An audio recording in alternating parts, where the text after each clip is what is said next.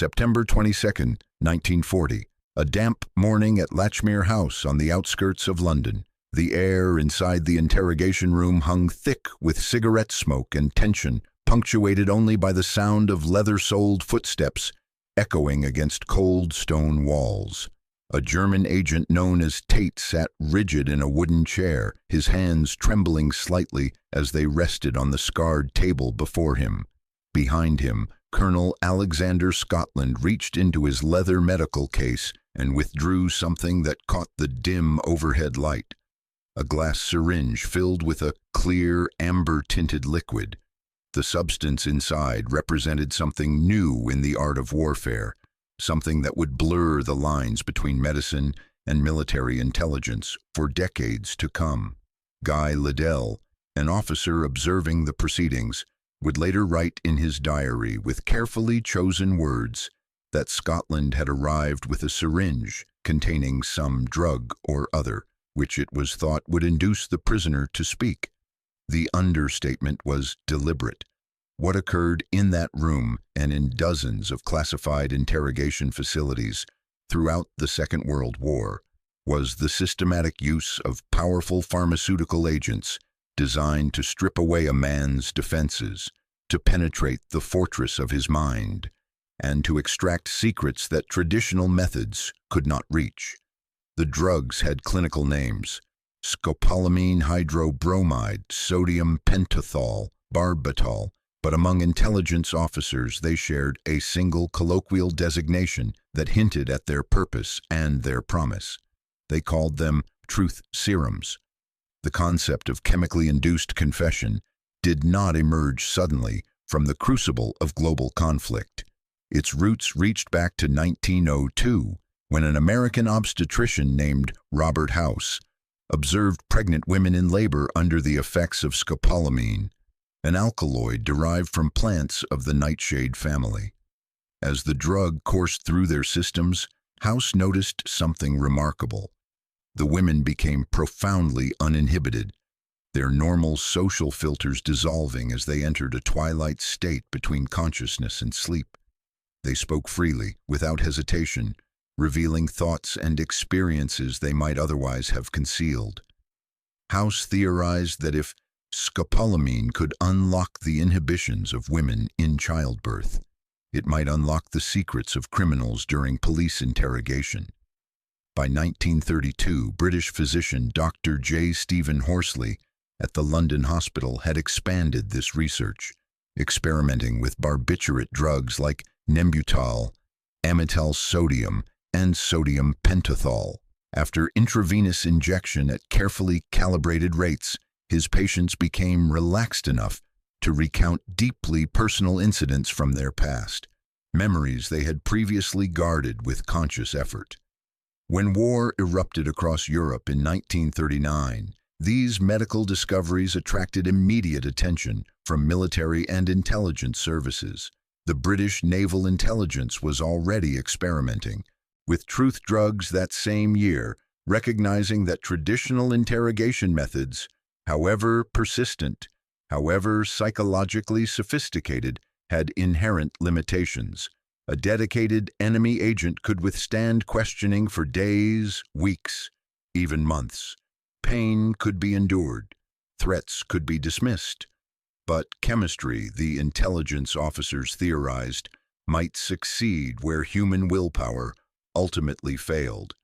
If a substance could relax the higher cortical functions of the brain, if it could stupefy the conscious mind that guards secrets and maintains deceptions, then perhaps it could create a pathway to unfiltered truth. The German prisoners of war who began arriving in Allied custody from 1940 onward came from a military tradition that emphasized discipline, ideological commitment, and resistance to enemy interrogation. They were trained to provide only name, rank, and serial number. They were instructed to trust in the superiority of German arms, to believe that their sacrifice and silence would contribute to eventual victory. Many were young men from small towns and farming villages, conscripted into a war machine that had initially delivered stunning victories across Poland, France, and the Low Countries.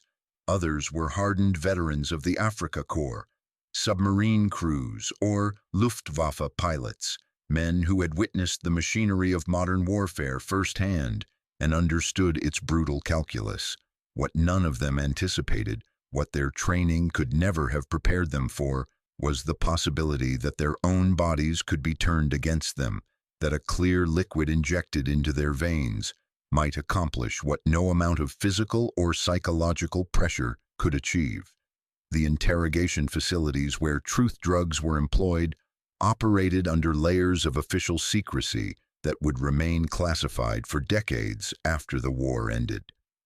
At Fort Hunt, Virginia, near Washington, D.C., a compound code-named P.O. Box 1142 became the primary American site for intensive interrogation of high-value German prisoners, particularly scientists, submariners, and officers with specialized technical knowledge. The facility occupied land that had once belonged to George Washington's farmlands, an ironic historical detail not lost on some of the intelligence officers who worked there. In Britain, facilities like the London Cage, operated by Colonel Scotland and the Interrogation Center at Camp 020, became notorious among German POWs for their harsh treatment and experimental methods. The physicians and interrogators assigned to these locations faced an unusual ethical dilemma. They were medical professionals bound by the Hippocratic Oath to do no harm, yet they were simultaneously military officers obligated to extract intelligence that might save Allied lives and shorten the war. The drugs they administered existed in a gray zone where medicine became weaponized, where the tools of healing were repurposed for the purposes of warfare. The most commonly employed substances fell into two primary categories: barbiturates like sodium thiopental, marketed commercially as pentothal, worked by depressing the central nervous system, inducing a state of deep relaxation and sedation. The drug essentially lowered inhibitions, creating a condition where conscious deception required more mental effort than the subject could muster. Scopolamine, in contrast, produced more dramatic and unpredictable effects.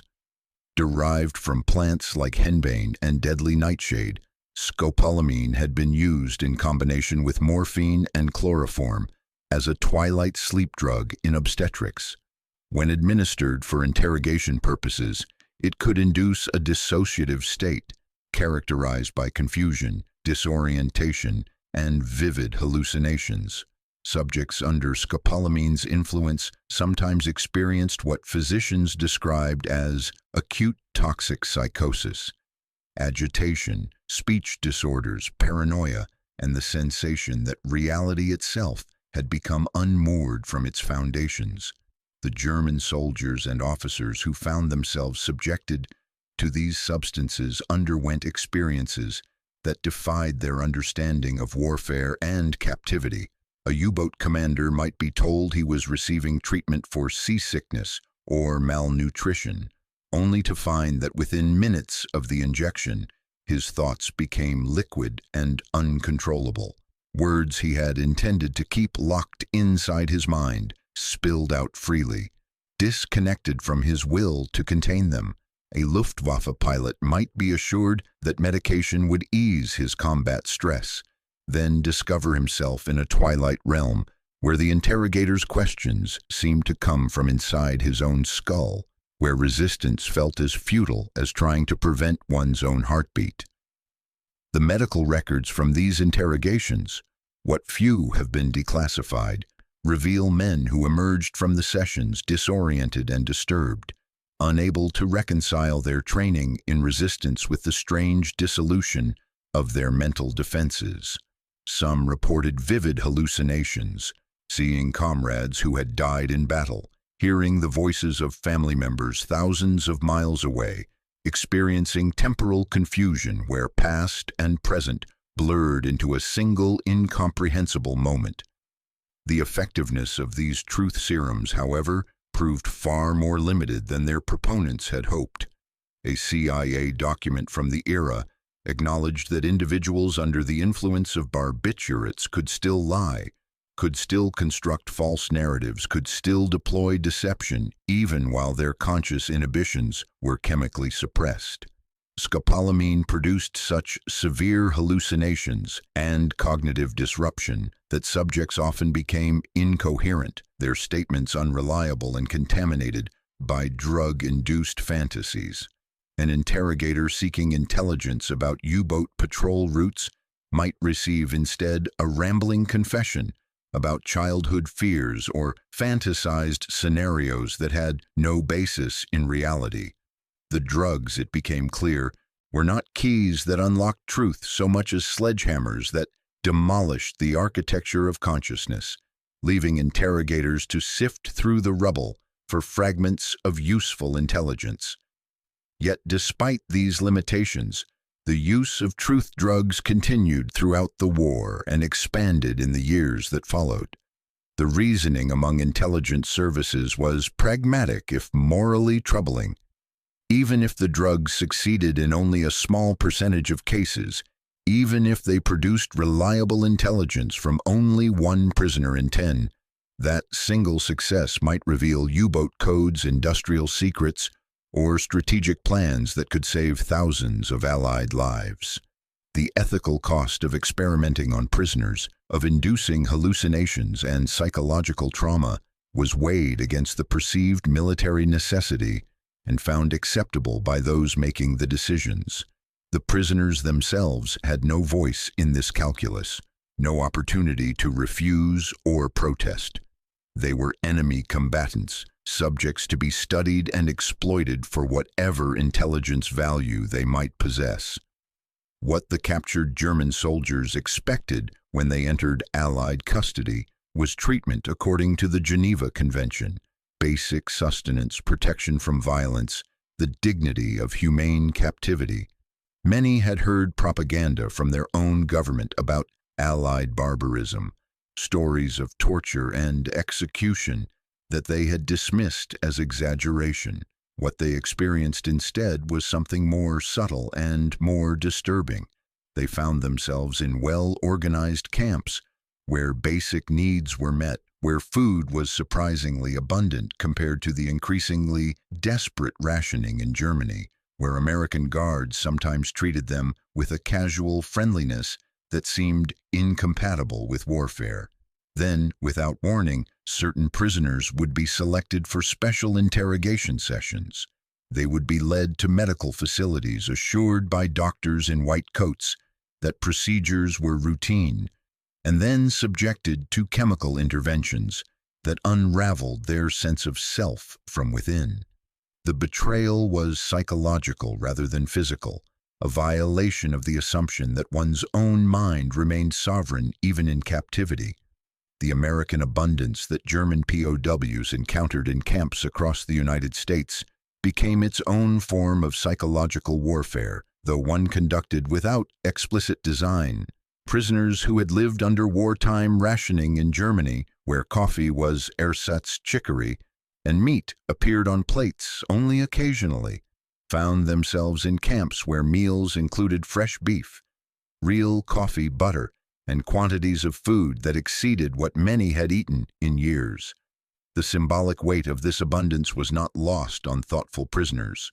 If America could feed its enemies this well while simultaneously supplying its own armies and those of its allies, what did that suggest about the relative strength of the two nations?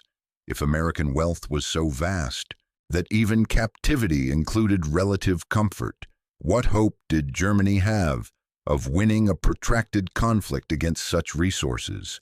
The truth serum, when it came, arrived on a silver tray, not literally but metaphorically. The same system that provided abundant food and humane conditions also possessed the medical sophistication and ruthless pragmatism to chemically invade the mind when strategic necessity demanded it. The transformation in German prisoners' perceptions occurred not suddenly, but gradually, through accumulating evidence that their understanding of the war had been built on false premises. They had been told by Nazi propaganda that Americans were soft, decadent, incapable of the discipline and sacrifice required for modern warfare. Yet here were American soldiers who had crossed an ocean, established supply lines of staggering complexity, and demonstrated industrial capacity that dwarfed Germany's mobilization.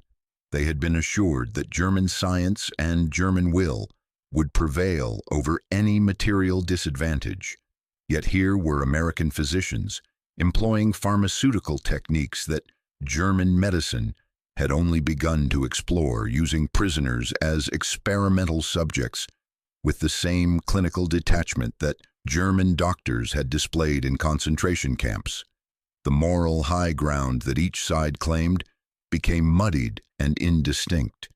If both sides were willing to use human subjects for medical experimentation, if both sides employed chemical weapons of a sort against captive men, then what meaningful distinction existed between the forces of democracy and those of totalitarianism?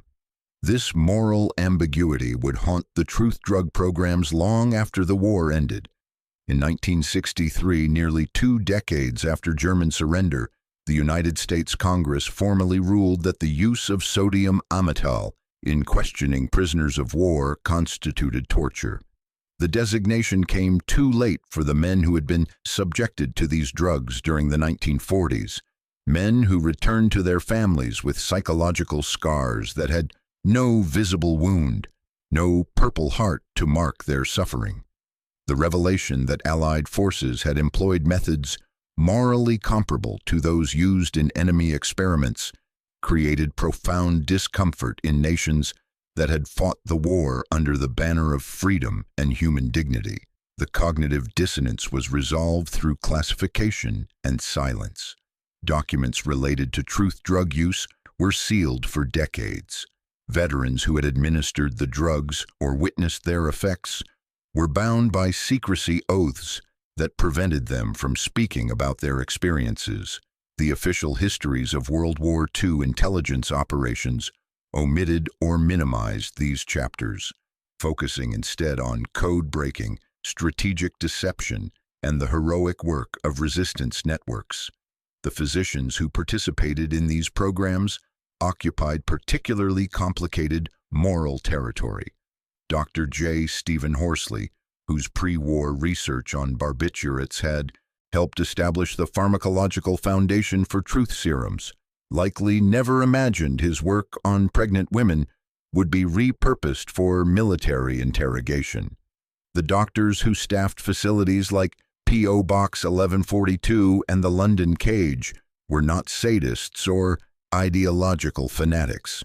Most were competent medical professionals who believed they were serving their nations in a time of existential crisis. They justified their actions through the logic of wartime necessity. The intelligence gained might prevent invasions, save lives, shorten the conflict. Yet they could not escape the knowledge that they were violating fundamental principles of medical ethics, that they were using their specialized knowledge not to heal but to harm, not to respect patient autonomy but to deliberately undermine it. Some carried this burden silently for the rest of their lives. Others rationalized it as an unfortunate necessity of warfare, no different in kind from the bomber pilots who incinerated cities or the submarine captains who torpedoed merchant vessels.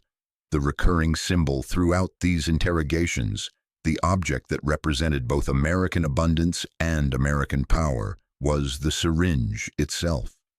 To German prisoners, that small glass instrument with its gleaming needle became an emblem of Allied technological sophistication and moral ambiguity. It was transparent like the democratic ideals America professed, yet it delivered substances that clouded consciousness and extracted secrets. It was precise and scientific, manufactured with the same industrial efficiency that produced tanks and aircraft carriers. It promised relief, medical treatment, rest, peace from the psychological pressure of interrogation, but delivered instead a chemical invasion more intimate than any physical torture. The syringe in a doctor's hand had always carried multiple meanings, both cure and wound, both mercy and violation. In the context of wartime interrogation, it crystallized the contradiction at the heart of democratic nations fighting totalitarian regimes. The necessity of employing morally questionable means to achieve morally righteous ends, and the corrosive effect that such choices had on the principles being defended. By 1945, as Allied victory became inevitable, the truth drug programs had generated substantial data and considerable controversy within classified circles. The efficacy of the drugs remained disputed. Some interrogators swore by their effectiveness, recounting sessions where previously intransigent prisoners had divulged critical intelligence under chemical influence. Others dismissed them as unreliable tools that produced more fiction than fact, more confusion than clarity. What was not disputed was the psychological cost to the subjects. Prisoners who had undergone truth drug interrogation displayed higher rates of mental disturbance after repatriation, including nightmares, paranoia, and dissociative episodes. The drugs had left marks deeper than any physical torture, altering the fundamental relationship between consciousness and self-control, between memory and articulation. Some men reported that even years after the interrogations, they experienced involuntary verbal outbursts, as though the chemical dissolution of their mental filters had created permanent damage to their capacity for discretion. The revelation decades later by former camp doctors about these practices sent ripples through both historical scholarship and public consciousness. When survivors began speaking publicly in the 1990s and early 2000s, when classified documents underwent gradual declassification, the full scope of Allied truth drug programs finally emerged into daylight. The revelations complicated the narrative of World War II as a morally uncomplicated conflict between good and evil, democracy and fascism. They forced a reckoning with the ways that wartime necessity had pushed even democratic nations toward methods that violated their professed principles. The distinction between Allied interrogation techniques and Axis human experimentation, while real and meaningful in many respects, became less absolute than post-war mythology had suggested. Both sides had treated human subjects as experimental resources. Both had prioritized military intelligence over individual rights and welfare. The difference was one of degree and context rather than fundamental moral character. For the German soldiers who experienced these interrogations and survived to tell their stories, the psychological legacy proved enduring. Many struggled to articulate what had been done to them, partly because the drugs themselves had disrupted their memories, partly because the shame of having revealed secrets under chemical influence felt like a personal failure rather than a systemic abuse. They had been trained to resist torture, to endure hardship, to maintain loyalty to comrades and nation even unto death. But no one had trained them to resist the dissolution of consciousness itself, the strange twilight realm where thoughts became words before will could intervene. Some former prisoners reported that the worst aspect was not the drug-induced confusion or the hallucinations, disturbing as those were, but the aftermath, the knowledge that their own minds had betrayed them, that secrets they had been entrusted to protect had spilled out like water from a broken vessel. That sense of violation and shame persisted long after their physical return home, shaping their relationships and their understanding of themselves as men who had been taken apart and reassembled with fundamental pieces missing. The epilogue of the truth serum story extends far beyond World War II, evolving into Cold War programs like MKUltra, where the CIA and military intelligence agencies expanded pharmaceutical experimentation to include LSD, mescaline, and dozens of other psychoactive substances. The institutional knowledge gained from interrogating German and Japanese prisoners became foundational to these later programs, which in turn subjected American and Canadian citizens to experiments without informed consent. The moral trajectory was clear. What had been justified as necessary against enemy combatants in wartime gradually expanded to encompass peacetime operations against the nation's own citizens. The boundary between legitimate intelligence gathering and human rights violations, already blurred during the war, dissolved almost entirely in the paranoid atmosphere of the Cold War. The truth drugs that had once been deployed against Nazi submariners and Wehrmacht officers were eventually used on patients in mental hospitals, prison inmates, and unwitting volunteers, creating a legacy of psychological damage that would take generations to fully acknowledge and address.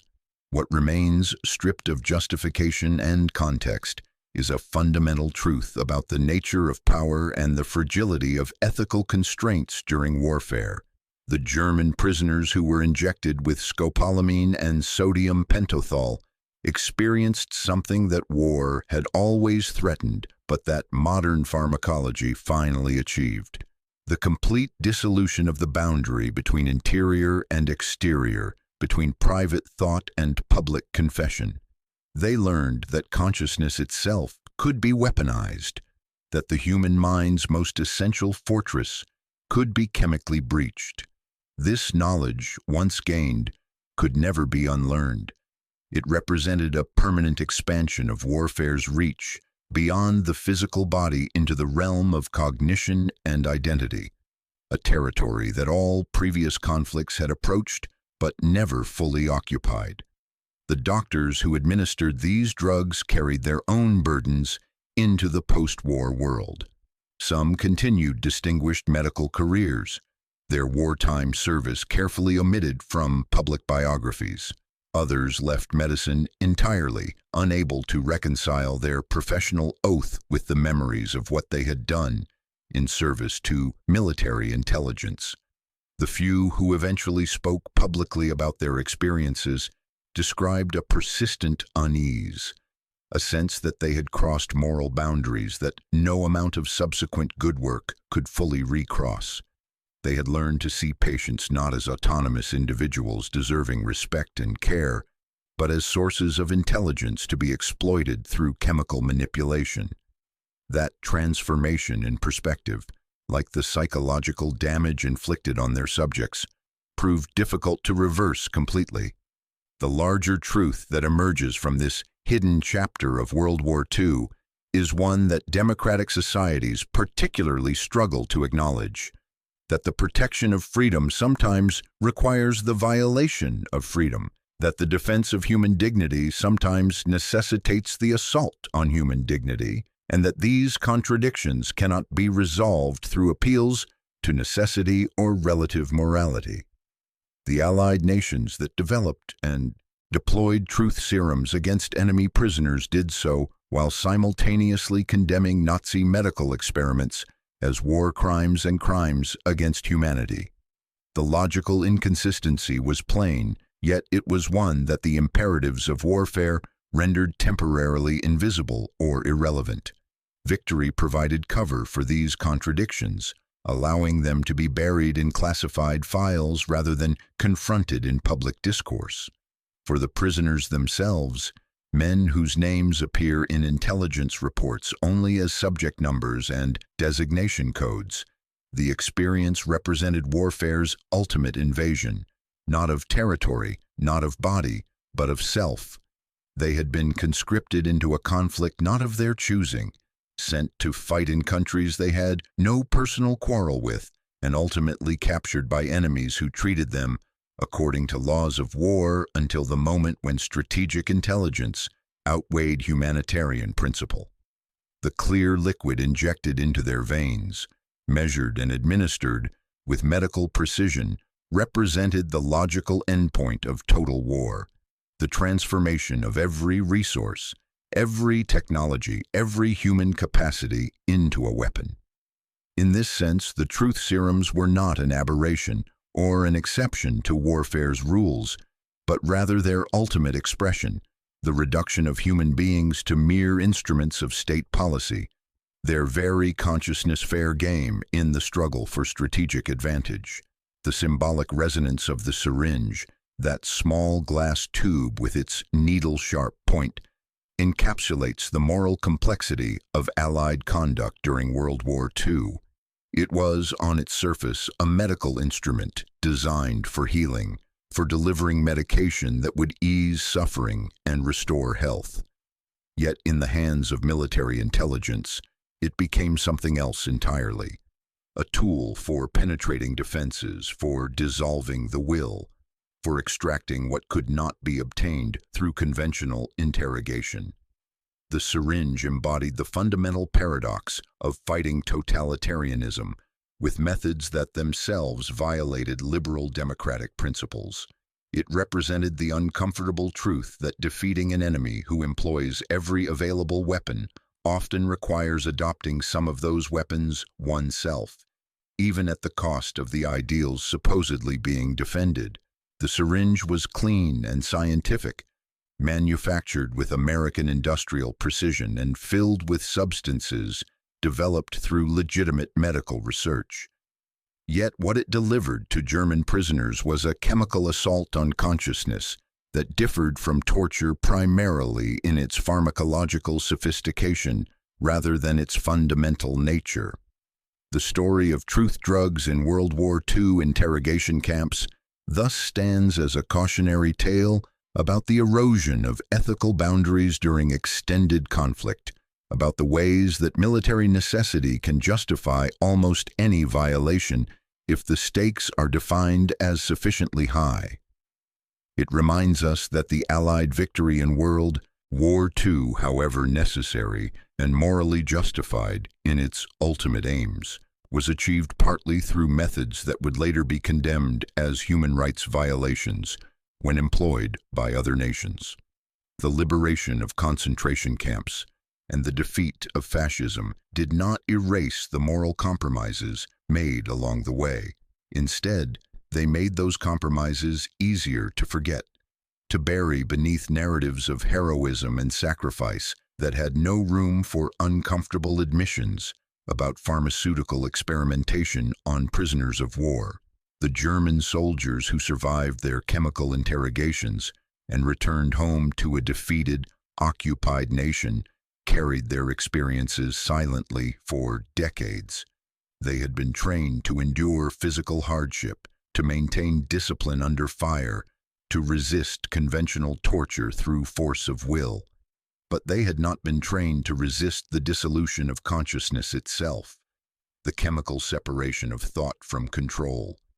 In this sense, they had encountered a weapon more intimate and more disturbing than any bomb or bullet, a weapon that transformed the mind against itself, making traitor of consciousness and enemy of memory.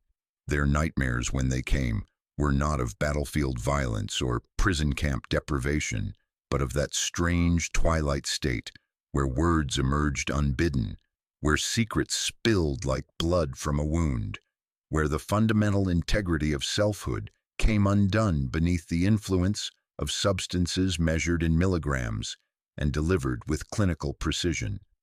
The truth about truth serums, finally revealed long after the war's end, is that they represented not an aberration but a culmination, the logical endpoint of warfare's tendency to incorporate every available technology, to exploit every vulnerability, to recognize no boundary between legitimate and illegitimate targets once survival itself is at stake.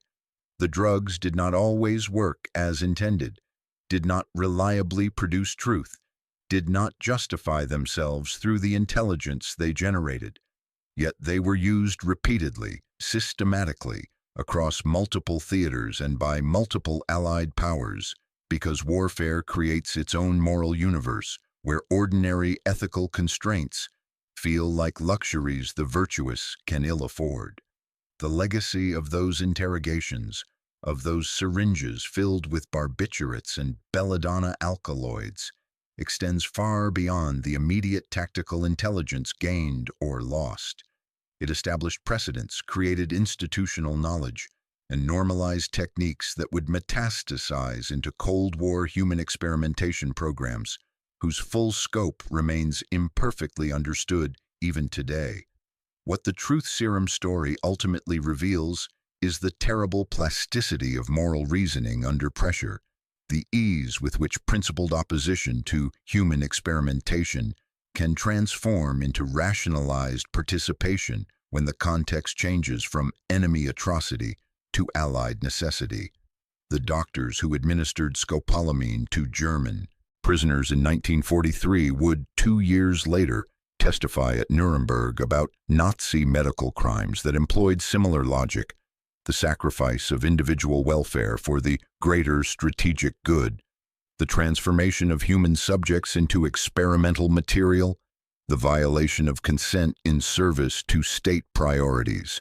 The contradiction was real, but it was one that victorious powers could afford to ignore because history is written by those who prevail, and victory provides both opportunity and incentive to construct narratives that minimize uncomfortable parallels between the methods of winners and losers.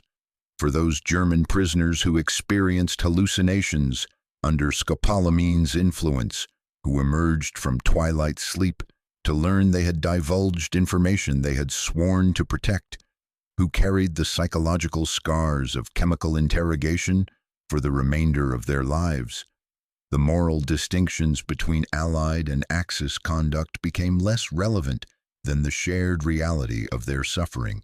They had been subjects of medical experimentation without consent, had been administered powerful psychoactive drugs for intelligence purposes rather than therapeutic needs, had been treated as instruments rather than as human beings protected by the laws of war, that these violations occurred in service to the defeat of Nazism, that they were conducted by physicians from democratic nations, that they were sometimes justified as necessary evils in an existential conflict. None of these contextual factors altered the fundamental nature of what had been done or repaired the damage inflicted on minds and identities. The needle's entry, that sharp initial pain followed by the slow burn of chemicals entering the bloodstream, marked for these men a crossing of a threshold they had not known existed. Beyond that threshold lay not the expected terrain of physical torture or deprivation, but something stranger and more destabilizing: the dissolution of consciousness itself, the transformation of thought into confession before will could intervene, the experience of one's own mind as a foreign territory occupied by enemy intelligence. What freedom and democracy came to mean for prisoners subjected to truth drugs in Allied custody was not abstract principle, but concrete betrayal, the betrayal of their own consciousness under chemical duress, the betrayal of their understanding that captivity imposed limits on what could be taken from them, the betrayal of the idea that democratic nations fought by fundamentally different rules than their totalitarian opponents. These betrayals were small compared to the genocidal crimes of the Nazi regime, small compared to the systematic atrocities that justified Allied intervention. But for the men who experienced them directly, they were complete and irreversible, transforming not just their wartime experience, but their fundamental understanding of civilization's boundaries and human nature's limits.